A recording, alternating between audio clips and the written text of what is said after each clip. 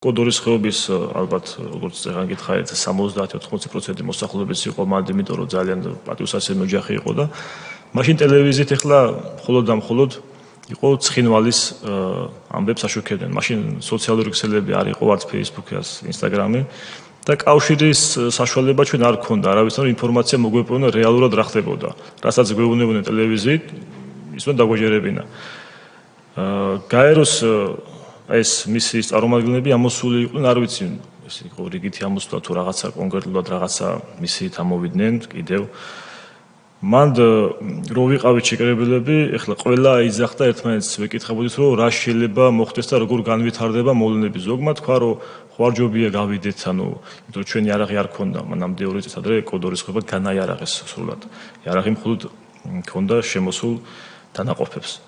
და მაგ დროს ერთი ოჯახი იყო ჩვენთან, წულუკიძეები იყვნენ, დები იყვნენ მანდ.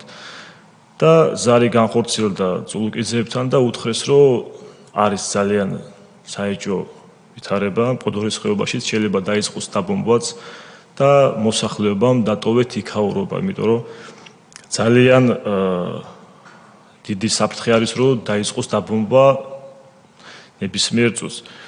ზარი განახორციელა მაშინდელმა სახალხო დამცველმა, ბატონმა სოზარ სუბარმა, თუ არ ვცდები, მაშინ ესე ითქვა მან და რაღაც ძალიან დიდი ავტორიტეტი ჰქონდა მაშინდელ სახალხო დამცველს სახლებობაში, ჩვენ ყველამ დავიჯერეთ და დავიწყეთ უკვე მისვლა ამ გაეროს წარმომადგენლებთან.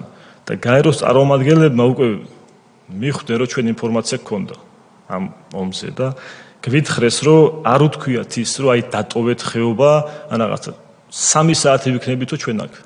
3 საათი. 3 საათი არ დაიბომბებაო ხეობა. აი მერე რა მოხდება ჩვენი წასვლის მერე უკვე მაგას ვერ გეტყვითო. და ეს ზარი იყო ის რამაც უმსხვერპლოდ გამოიყენა მთელი კოდორის ხეობის მოსახლეობა. არც ერთი ადამიანი მან არ დაიღუპა.